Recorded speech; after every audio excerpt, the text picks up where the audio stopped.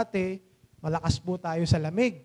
Pero habang tumatanda po tayo, kailangan na po natin mag-jacket, di ba? Pagka kahit naman hindi mainit, ay hindi malamig, nagja-jacket na. So, yan po yun.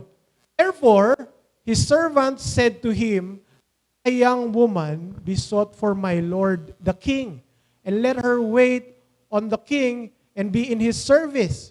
Let her lie in your arms, that my lord the king may be warm. They sought for a beautiful woman all the territory of Israel, and Abishag the Shunammite, and brought her to the king. The young woman was very beautiful, and she was of service to the king and attended to him. But the king knew not.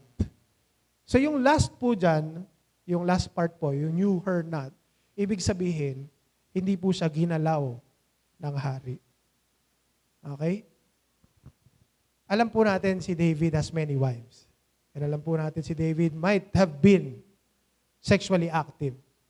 But this time, kahit maganda yung babae, bata pa, hindi po niya ginalaw. Why? Because David was too old. So ano pong ibig sabihin? Malapit na pong mamatay si David. So ito po yung background ng story. And alam po natin sa mga ibang sa mga pinapanood po natin na palabas sa teleserye sa Pilipinas, no, pag malapit nang mamatay yung tatay, tas mayaman sila, ano po nangyayari sa mga anak?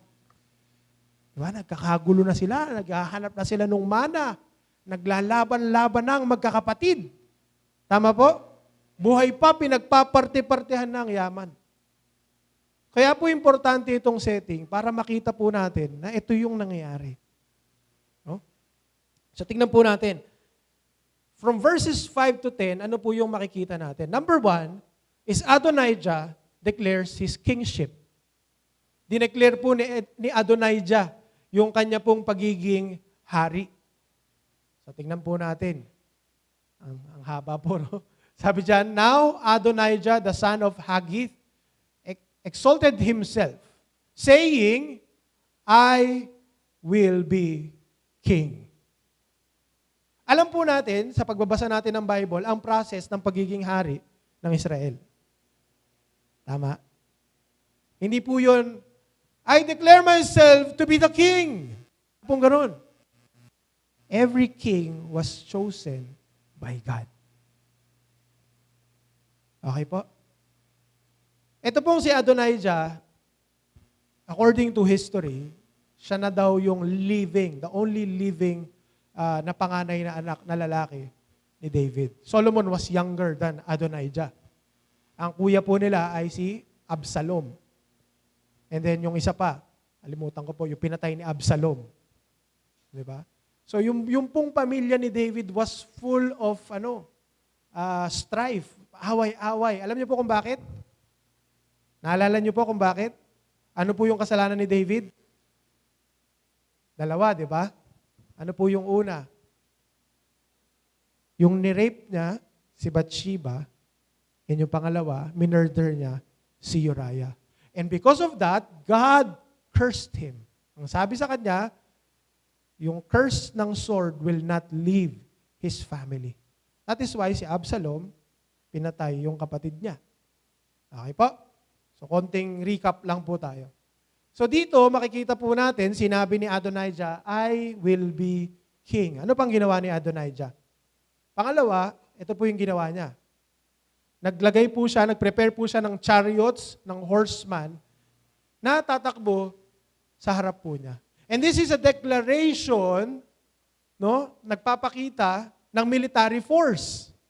No, ibig sabihin may backup ako. No, may backup yung pagiging hari ko. May mga sumusunod sa akin na mga sundalo. And ano po pong ginawa niya dyan? Ito yung para sa akin, kung ako po si David, pinakamasakit na nangyari dito sa part na to. Bukod sa nag-away po yung kanyang mga anak. He conferred with Joab, his father's commander, and Abiathar, the priest. Para po sa kaalaman natin, si Joab ay yung commander or general ni King David. Si Abiathar, yung time na to, was the priest. Sila po yung tumulong kay David. Now, bakit po masakit? Kasi ibig sabihin, alam nila na ang pagpili sa hari ay sa pamamagitan ng Diyos. So alam nila na mali yung process na ginagawa ni Adonijah. And yet, pag tinignan po natin, yung atin pong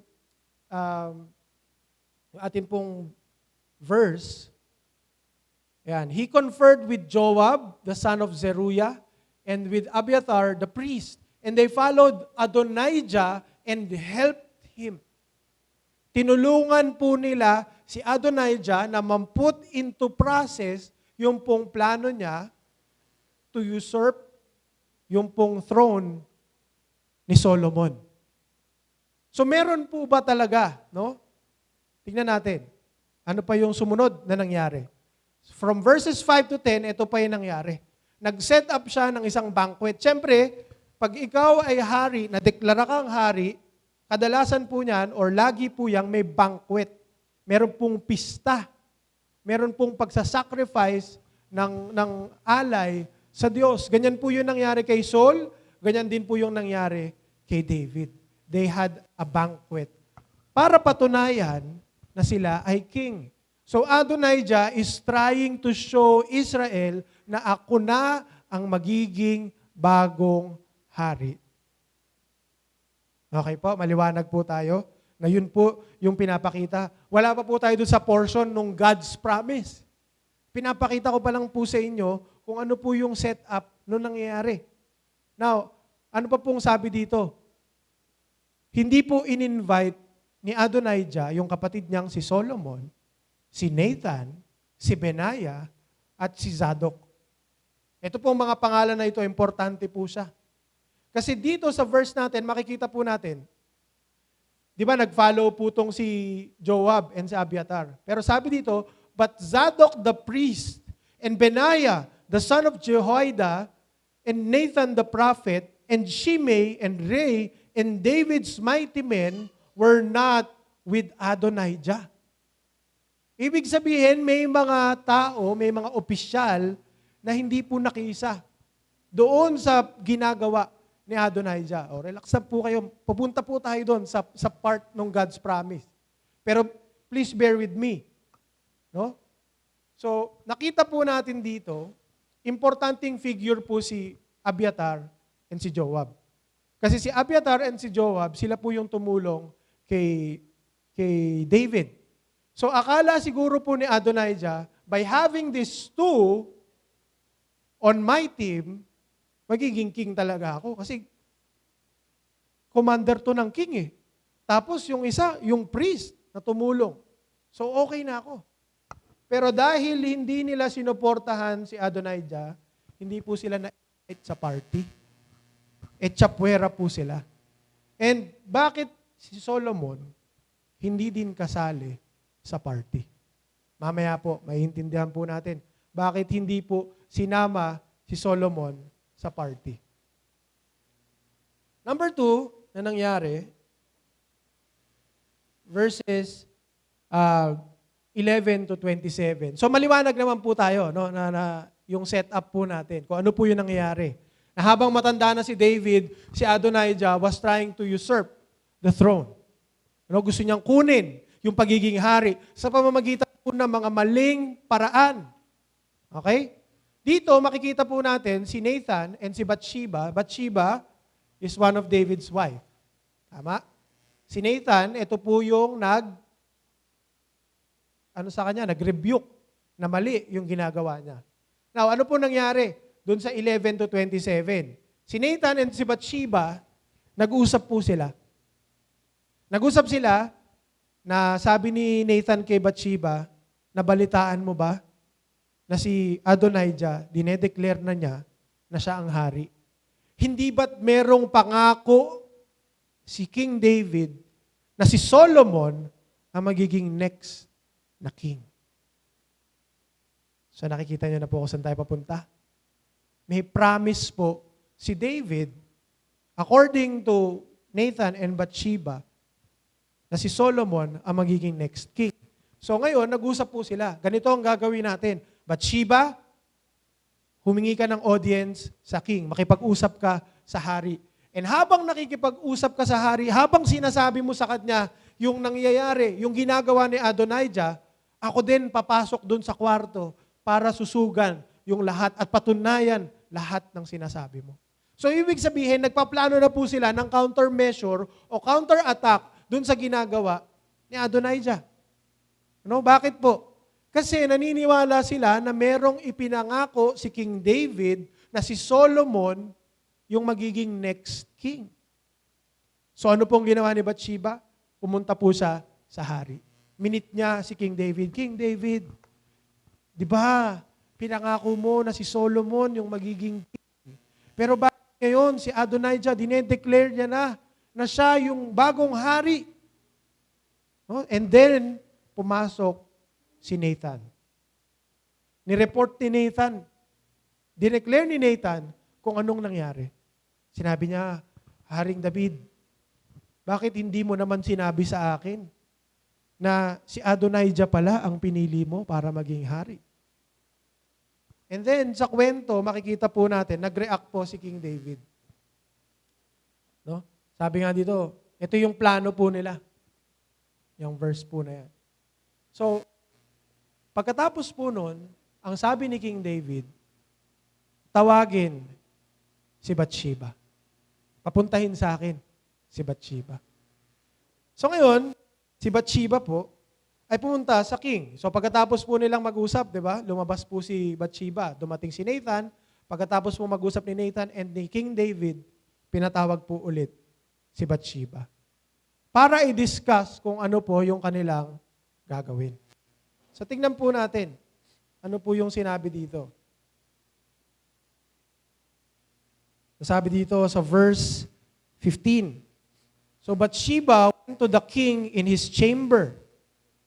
Now the king was very old, and Abishag, the Shunammite, was attending to the king. Bathsheba bowed and paid homage to the king. And the king said, "What do you desire?" And she said, "My lord, you swore to your servant by the Lord your God, saying, son shall reign after me." Excuse me po. "And now, behold, Adonijah is king. Although you, my lord, the king, do not know it. He has sacrificed oxen, fattened cattle, and sheep in abundance, and was invited all the sons of the king, Abiathar the priest, and Joab the commander of the army. But Solomon your servant, he has not invited." Fast forward, while she was still speaking with King, Nathan the prophet came in, and they told the king, "Here is Nathan the prophet." And when he came in, he bowed to the ground, and Nathan said, "My lord the king, have you said Adonijah shall reign after me, and he shall sit on my throne? For he has gone down this day and sacrificed oxen, fattened cattle, and sheep in abundance, and has invited all the king's son and commanders of the army, and Abiathar the priest. And behold, they are eating and drinking before him, and saying, Long live King Adonijah." And ang sagot po ni David, "Bathsheba to me." Ito na po yung pinapagawa ni David. Number 3, David reiterates to Bathsheba his promise to make Solomon the next king. So sinabi ni King David dito, "As the Lord lives, who has redeemed my soul out of every adversity, as I swore to you by the Lord, the God of Israel, saying, Solomon, your son shall reign after me, and he shall sit on my throne in my place, even so will I do this day." So pinaalala po ni David, sinabi po ni David, hindi ko nalilimutan yung pangako. Tutuparin ko yung pangako. Yung pangako na si Solomon ang magiging next king. And then, ang sumunod na ginawa ni David, David instructs Zadok, Nathan, and Benaiah on what they will do. So ito na po. King David said, "Call to me Zadok the priest, Nathan the prophet, and Benaiah the son of Jehoiada." So they came before the king, and the king said to them, "Take with you the servants of your Lord, and have Solomon, my son," pakinggan niyo po ito, "ride on my own mule." It is as an icon, no? Na yung isang hari to the next king will ride on his own mule. Si Adonijah, wala pong ganong pangyayari. Tama? Si Adonijah, dineclare lang niya, ako ang next king. Tama po ba? And then, dito, makikita po natin yung proper process kung paano ina-unfold ng Lord yung pangako niya kay Solomon. So ano pa pong nangyari dito? "And bring him down to Gihon, and let Zadok the priest and Nathan the prophet there anoint him king over Israel." 2 times, Saul and David was anointed in front of people. Si Adonijah did not have anointing. Hindi po siya inanoint. Kaya mapapansin po ninyo, yung pagkakasabi ni Adonijah, "I will be king." In-exalt niya yung sarili niya in a state na dapat hindi niya ginawa. But si Solomon nananahimik po sa isang gilid. Wala pa nga pong sinasabi dito na nagsalita si Solomon. But people are fighting for Solomon. People are restless para ma-fulfill yung promise ng Lord kay Solomon. So actually, na-spoil ko na po kayo, no? Hindi po si David lang ang nangako kay Solomon, kundi si God mismo ang nagsabi kay David na si Solomon ang susunod na hari. And now nakikita natin na hindi po pumapayag ang Diyos na hindi matupad yung pangako niya sa buhay ni Solomon. Sige, tuloy po natin. "Now, you shall then come after him, and he shall come and sit on my throne, for he shall be king in my place, and I have appointed him to be ruler over Israel and Judah." And ano pong sagot nila? "Amen. May the Lord, the God of the Lord my King, say so, as the Lord has been with my Lord the King, even so may he be with Solomon, and make his throne greater than the throne of my Lord, King David." So ang ginawa po nila, sinunod po nila yung sinabi ng king. Pinaupo po nila si Solomon dun sa sariling mule ni King David. Nagparade po sila. And then, sa harap ng buong Israel, dineclare ni King David that Solomon is the next king. And they anointed King Solomon. And pinaupo po si Solomon sa trono ng tatay po niya. Nakita niyo po, no? Ang gulo po nung pagiging king niya. Nag-umpisa po sa parang maliit na kudeta ng kuya niya na gustong maging king. No, nagpupumilit na makuha yung throne. Kaya lang, nakalimutan ni Adonijah, ni Joab, and ni Abiathar na meron pong promise ang Diyos.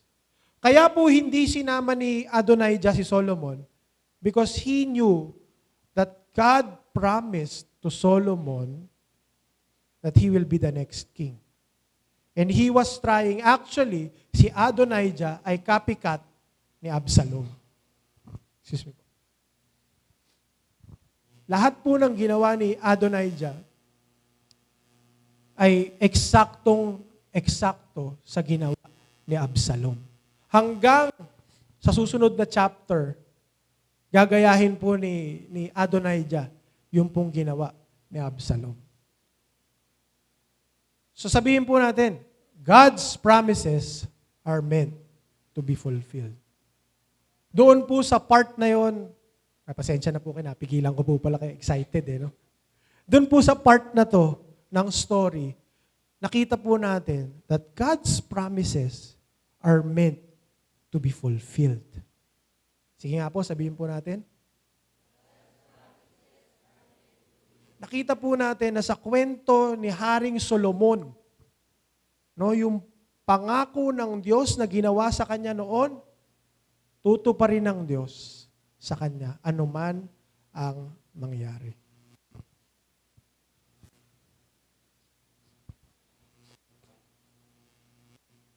Number 4 na nangyari, Adonijah's humiliation. Makikita po natin dyan, no? Narinig po nila yung pong maingay. Di ba? Kasi syempre, meron pong prosesyon na nangyari. Tama po? Salamat, maraming salamat. Pasensya na po kayo.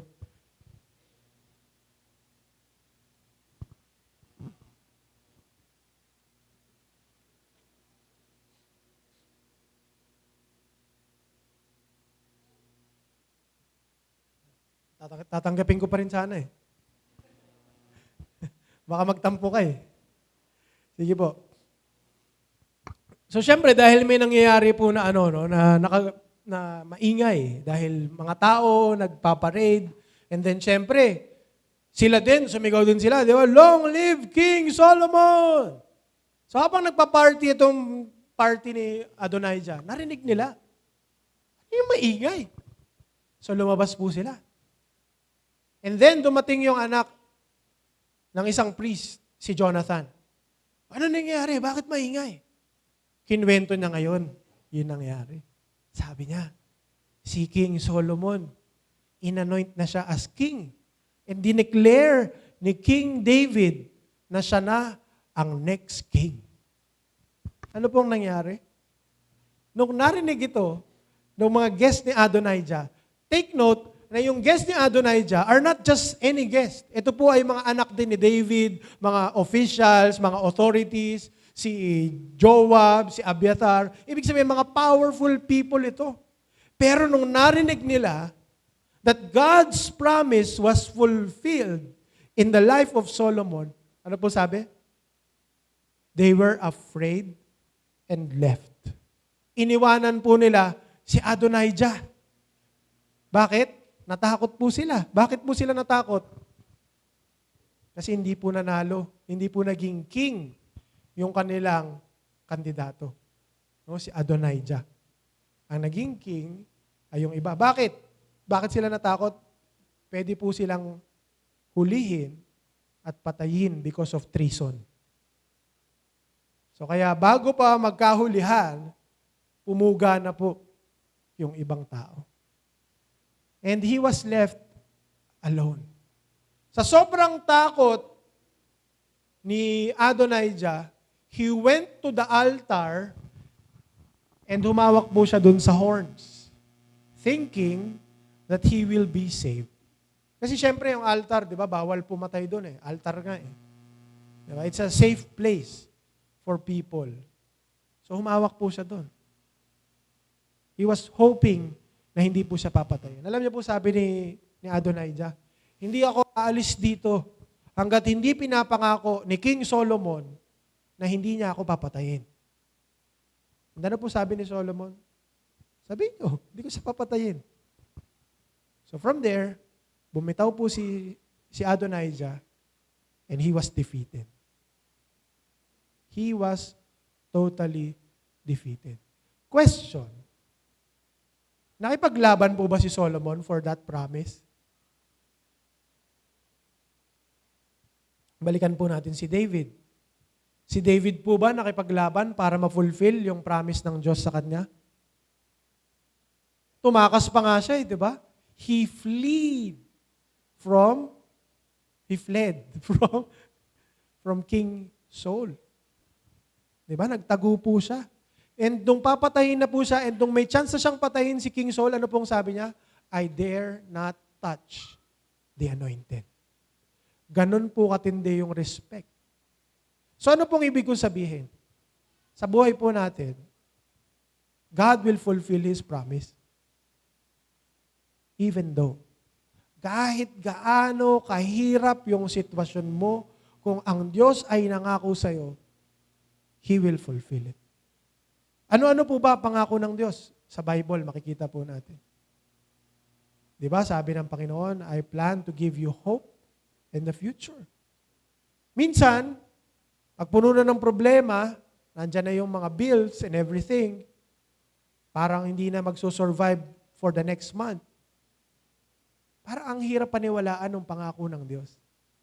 Diba? Yung seek ye first the kingdom of God and His righteousness, and all these things shall be added unto you. Sometimes yung mga promises, medyo conditional. Tama?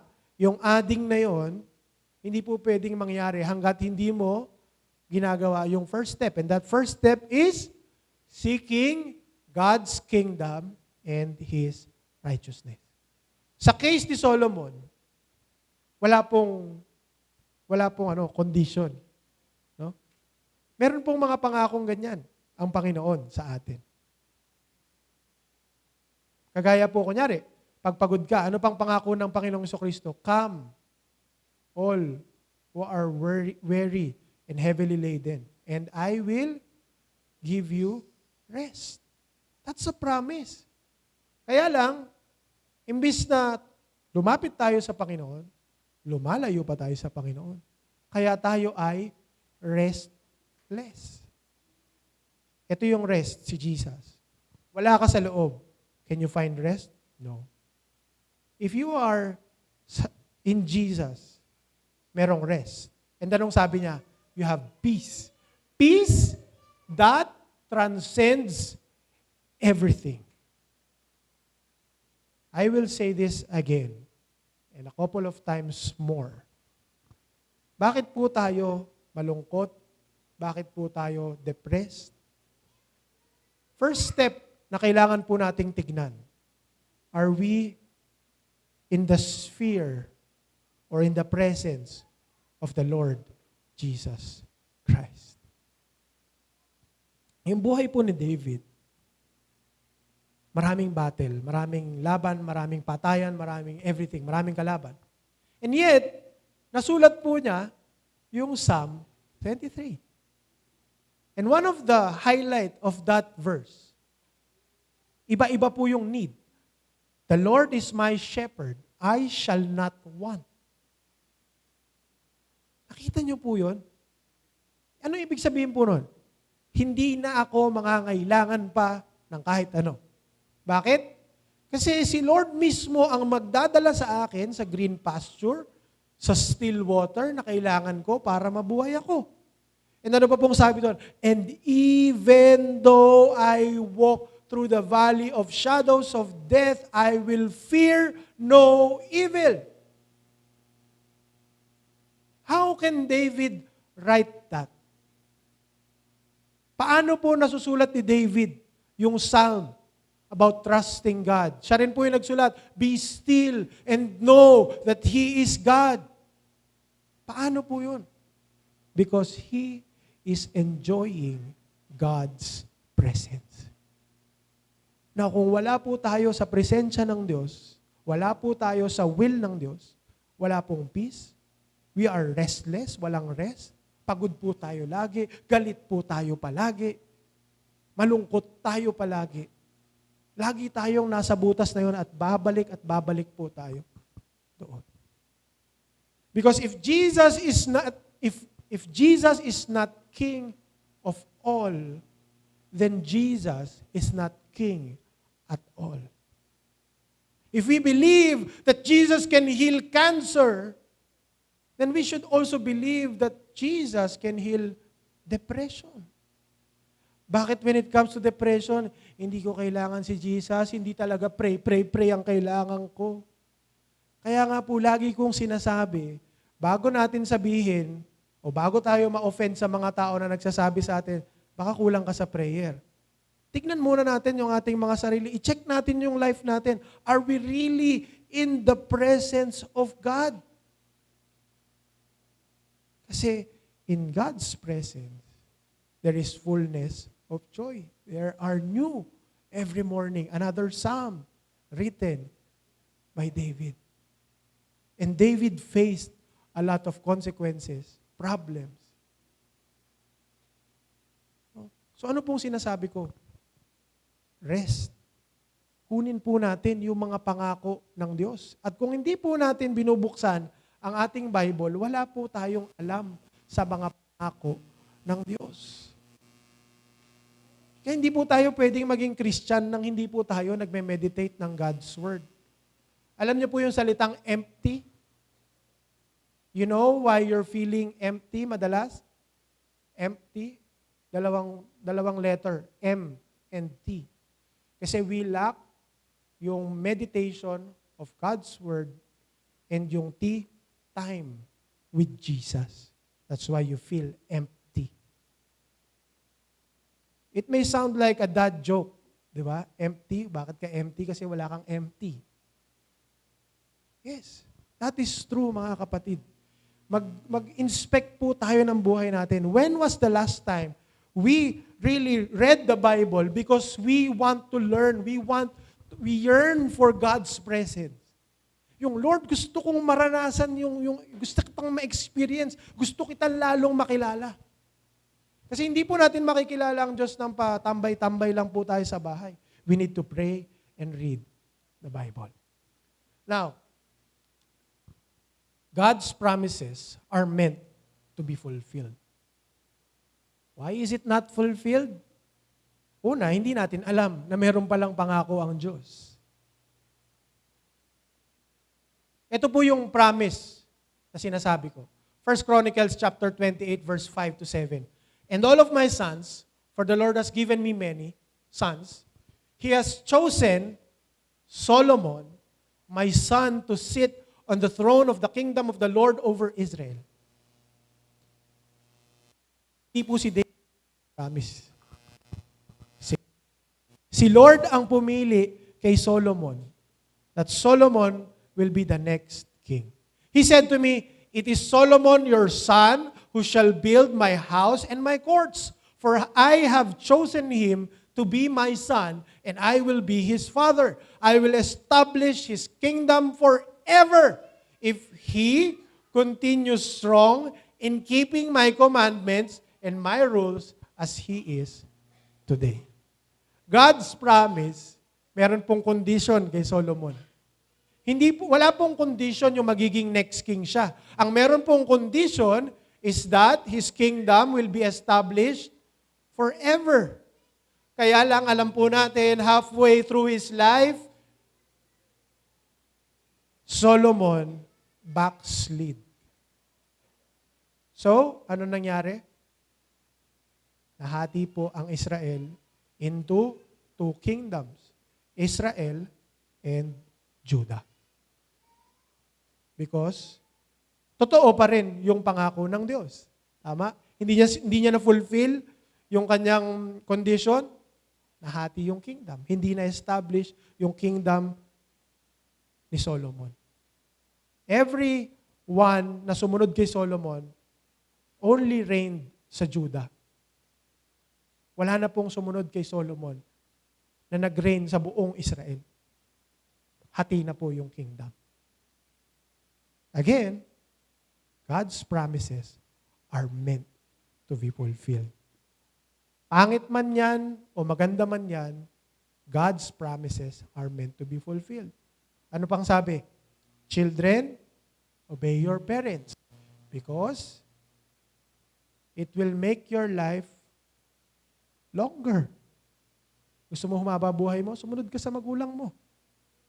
Kasi ang magulang mo, technically, ito po yung logic, no? Ang magulang mo, walang ibang sasabihin para sa'yo, kundi kabutihan. Tama po ba? Para sa mga magulang. May magpapayo po ba dito? Ang Bible nga po mismo sinasabi, walang kahit masamang magulang na magbibigay ng ahas sa anak kung humihingi siya ng pagkain. Lahat po ng magulang, ang set po sa isip nila, mabigyan ng magandang buhay ang aking mga anak. Kaya nga yung mga nahuhuling iba na nagnanakaw, nagawa ko lang po yun kasi nagugutom na po yung anak ko. Gumawa siya ng krimen, but still sa isip niya, gusto kong mapabuti yung anak ko. So again, kung susunod tayo sa ating mga magulang, hahaba po buhay natin. Pag sinabi ng nanay mo na mag-low carb ka na, di ba? Mag-low carb ka. Kasi baka yung 160/100 maging 180/120. Diba? Sunod po nun, stroke na. Kaya mahirap po din maging medical allied professional kasi pag sumasakit yung batok, may konting parang nahawakang bukol, ano na kaya to? Diba? So, mga anak, makinig po tayo sa ating mga magulang. No?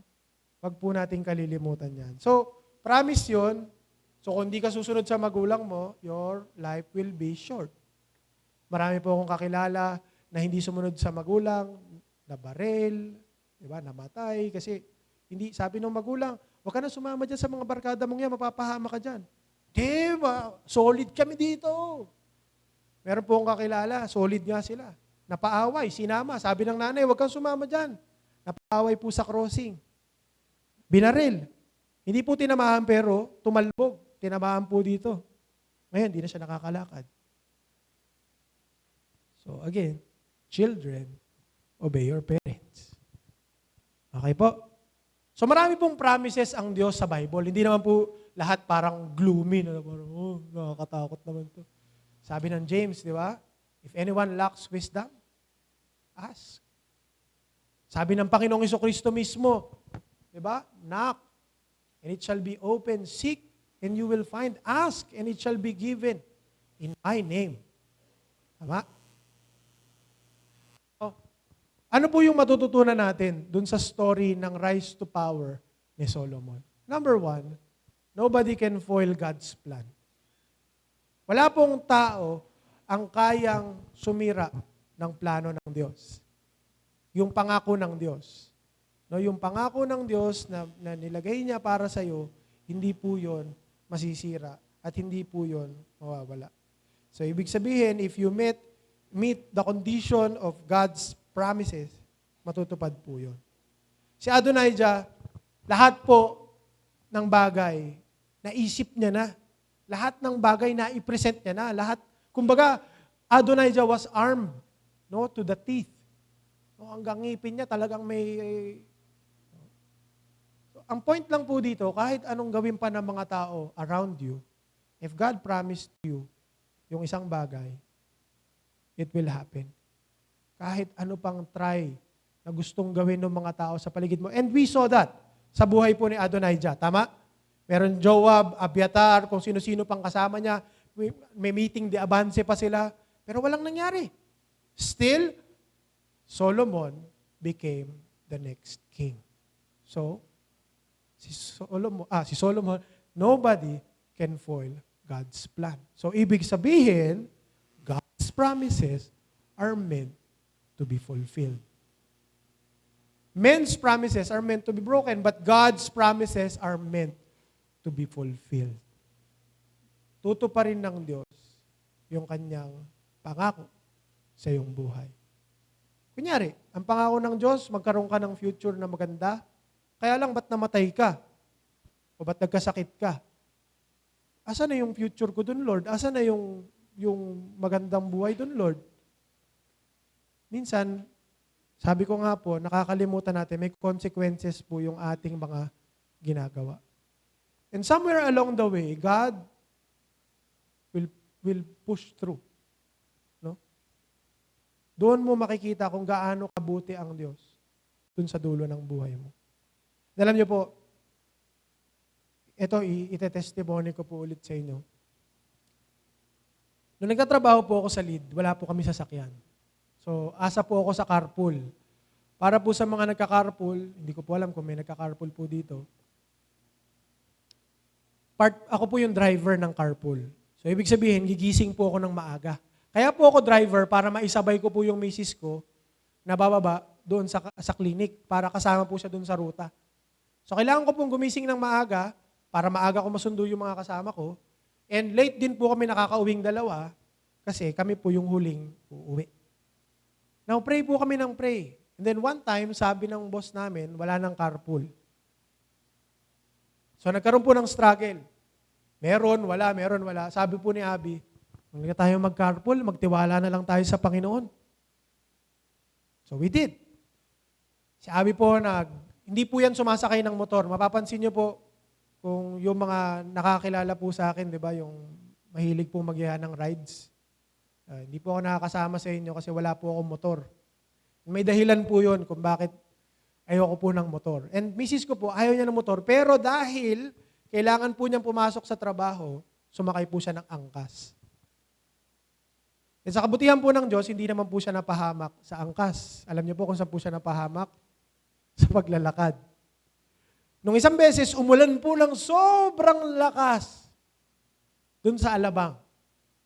Nag-alala po ako. Kasi ang payong po ng misis ko maliit lang kasi maliit lang po siya eh. So maliit lang din po yung payong niya. And alam ko po na mahirap pong lumabas dun sa village ng trabaho niya. So magkausap po kami sa phone, umiiyak siya kasi nadulas daw siya sa putikan. So nung nadulas siya, kumampas yung phone niya sa, ewan ko kung saan po, basta nabasag yung, po niya, yung phone niya. So nagmamadali po ako, nakiusap ako dun sa katrabaho ko, baka pwede naming sunduin si Abby. And alam niyo po, nung umuwi na po kami sa bahay namin, nakita ko po puro putik yung ganito niya. Dito, alam ko po, magkakaisa po tayo mga lalaki. Tayo po kaya nating madulas, maputikan, marumihan, kung tayo lang. Pero pag yung asawa natin, yung anak natin, sila na yung gano'n, yung dumadaan doon, meron pong, kahit gaano po tayo katigas, so meron pong nabibreak sa puso natin na, nung time po na yun, umiyak po ako sa Panginoon, hindi po niya alam. Sabi ko, Lord, ito po ba yung, yung pagkatawag mo sa akin? Sa sobrang hirap, nung hindi naman po siya ganun kahirap, no? Pero, nung time na yon, nung makita ko yung asawa ko na basang-basa ng ulan, na putikan, sabi ko, Lord, ito po ba yung paglilingkod ko po sa inyo? Alam niyo po, after a few weeks, sabi ng mama ko sa akin, bakit hindi mo hiramin muna yung sasakyan? Para hindi kayo nahihirapan mag-uwian dito. Siyempre, nanay na libre, di ba? Sige ba, hiramin ko muna. Yung hiram po, tumagal na, sabi niya lang, 2 weeks lang ha. Sige, 2 weeks lang. Umabot na ng 2 months, sabi niya, anak, parang napapansin ko sa'yo na yung kotse ha. At di mo pabilin. Akala ko nagbibiro siya. Sabi ko, wala pa akong pera eh. Hindi ko yan kayang bayaran sa'yo. Hindi, hulugan mo. Meron po ba kayong nakita na kotse, hulugan? Kinsena, sambayad. Ano pong sinasabi ko dito? Yung pangako po ng Diyos, na-fulfill. Minsan, hindi po kapareho nung gusto natin. Kasi bakit? Kasi mas maganda yung plano ng Diyos kaysa sa plano po natin. Ako noon, alam niyo po, apply ako ng apply kung saan-saan. Tinuruan pa ako magsinungaling. Di ba? Yung ganyan po yung mga ahente eh. Sir, ilang taong ka na sa trabaho? 1 year po. Pag may tumawag, sabihin mo, 3 years ka na dyan ha. Eh, hindi ko po kayang sabihin yun eh. Kaya alam niyo, kada tumatawag, ilang taon na po sa trabaho? 1 taon. Kaya hindi po yata ako na-approve. Di ba? So, yung pala, may plano po pala ang Panginoon. Mas magandang terms. Di ba? Pero ang importante, ang point po dito, God's promise was fulfilled. Kasi God's promises are meant to be fulfilled. Again, God's promises are meant to be fulfilled. Number 2, the Lord will send people who will help fulfill His promises. Tama? Naranasan nyo na po ba? Marami pong tao ang ipapadala ng Diyos. Kagaya po dito, sa kwento na to, sino po yung ginamit ng Diyos? Si Nathan, si Benaiah, si Zadok, yung nanay niya mismo. Kagaya po ni Solomon, ang ginamit din po sa akin para i-bless po ako ng Panginoon, yung aking pong mga magulang. Sabi ng nanay ko, nag-usap na kami ng papa mo. Okay na yan.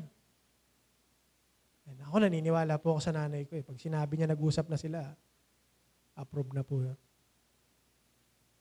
So again, mga kapatid, the Lord will send people who will help to fulfill yung promises ng Diyos.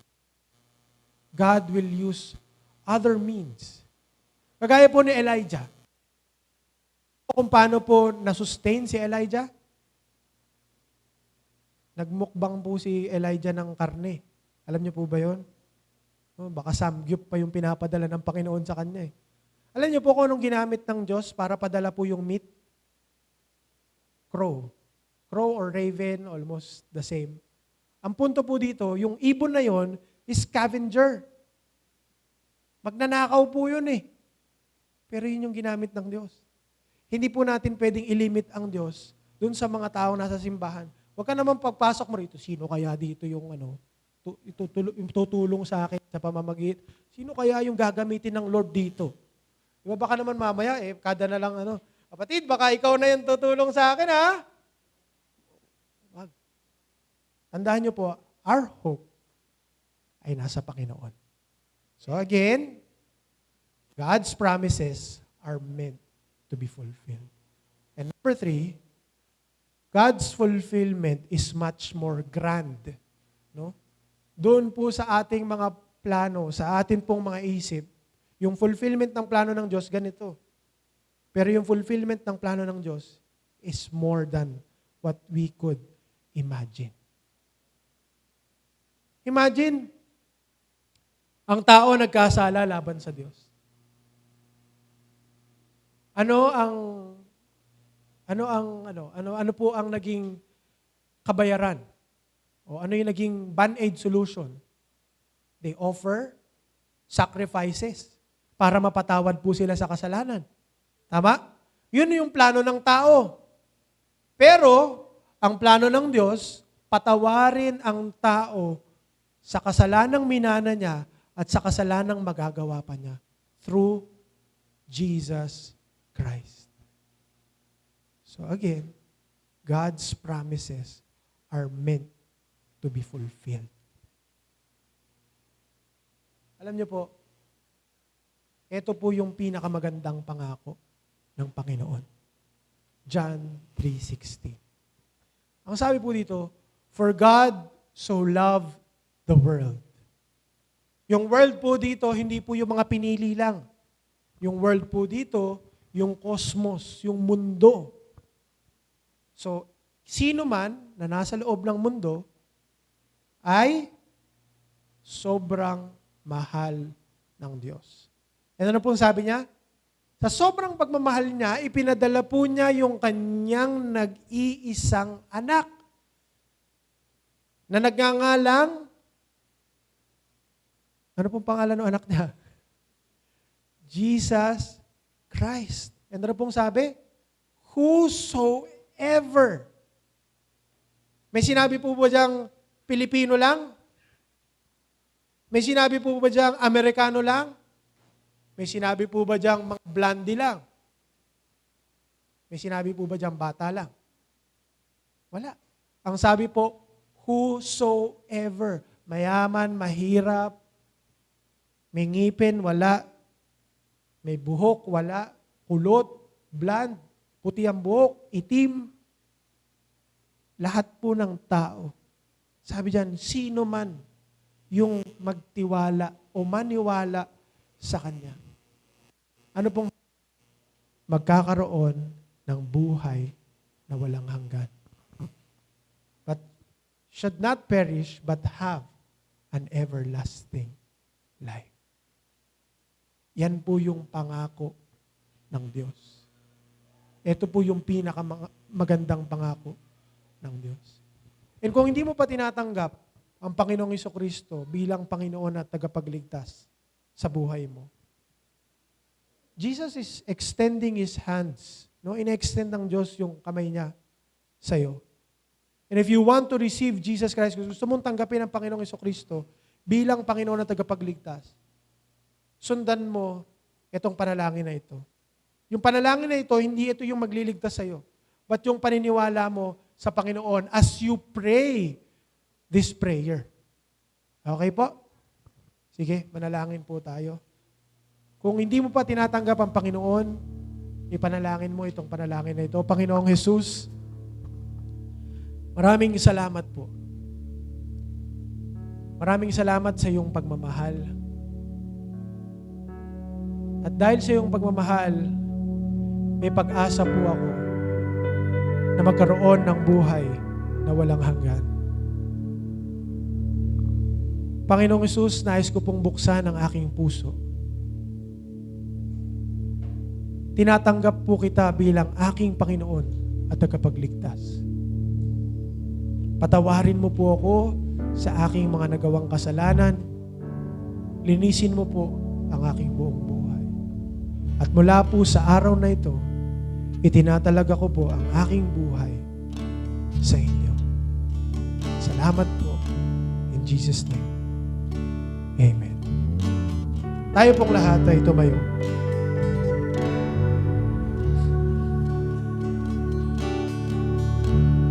Marami pong pangako ang Diyos sa loob po ng Biblia. And malalaman lang po natin yun kung bubuksan po natin yung ating Bible. Now, ang pangako po ng Panginoon sa atin ay hindi lang po buhay na walang hanggan, kundi yung buhay na maayos. Kaya lang, hindi po maayos ang ating buhay kung hindi po natin ipapasaayos sa Diyos. Kung hindi po natin ilalapag sa paanan ng krus ng Kalbaryo yung atin pong mga buhay. At kung nais mo sa araw na ito na maranasan na kumilos ang Diyos sa iyong buhay, manalangin ka, kapatid. Kausapin mo ang Panginoon. Sabihin mo, Lord, isinusuko ko po ang aking buhay.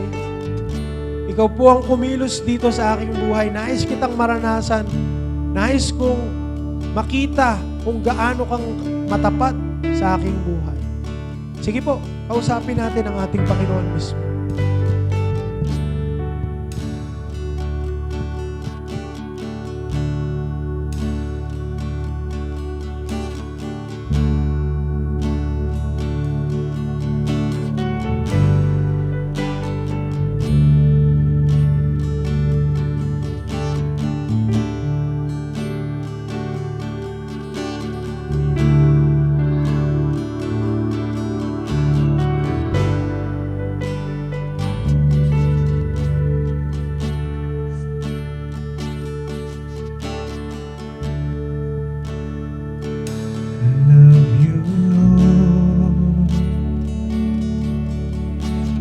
Mercy never fails me.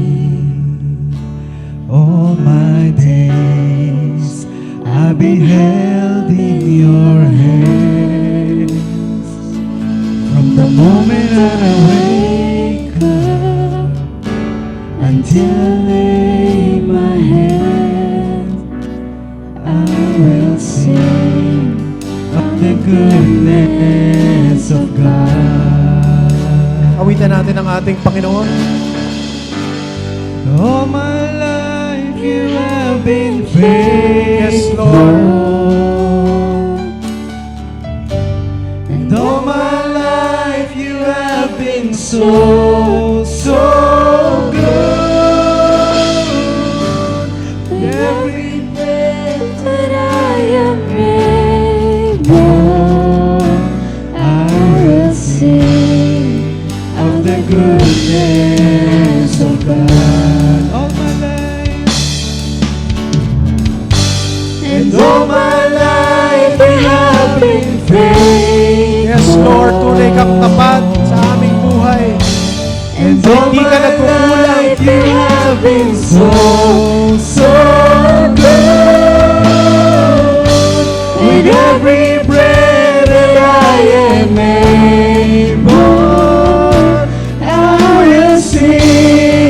Let us sing of the goodness of God.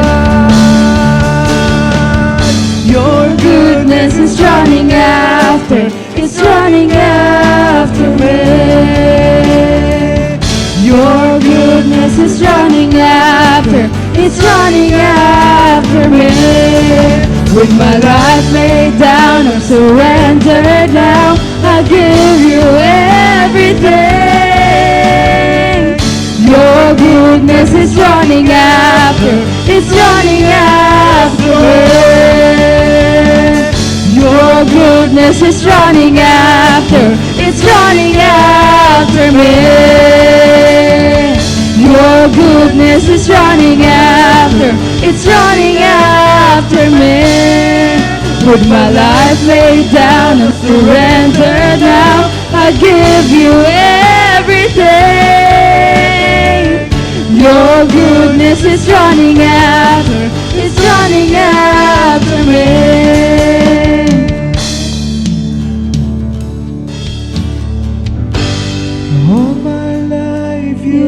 been faithful. Yes, Lord. All my life you have been so good. With every breath that I am able, I will sing of the goodness Awitin natin ng walang kasamang of instrument. God. Hallelujah.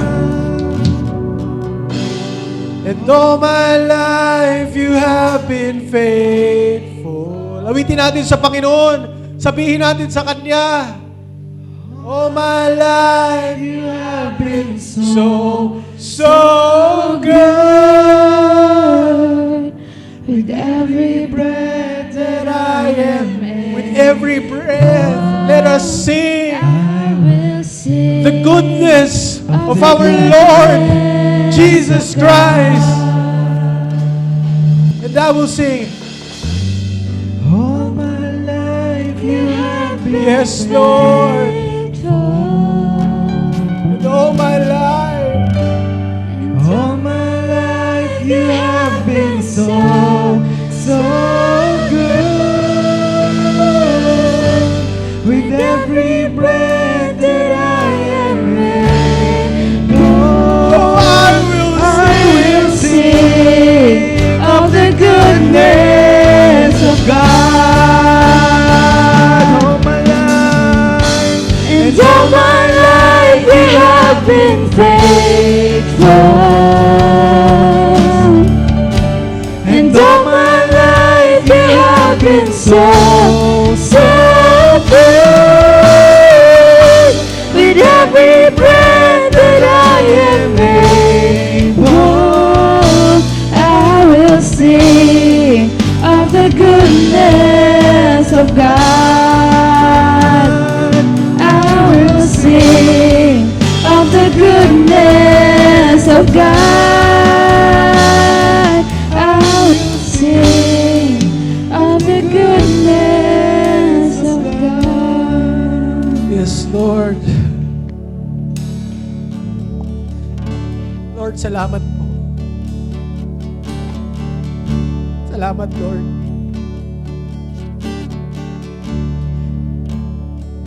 Kasi meron kaming chance to sing your goodness, to show your goodness to other people. Salamat, Lord, kasi binigyan mo kami ng buhay, binigyan mo kami ng kalakasan, binigyan mo kami ng opportunity. Lord, bigyan mo kami ng tapang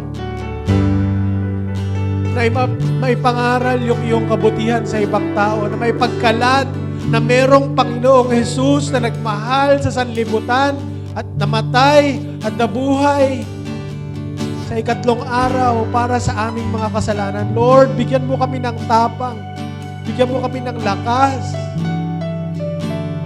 Lord, na hindi po kami mangimik, na ipagkalandakan sa mundong ito na ikaw ay mahal na mahal namin, Panginoon.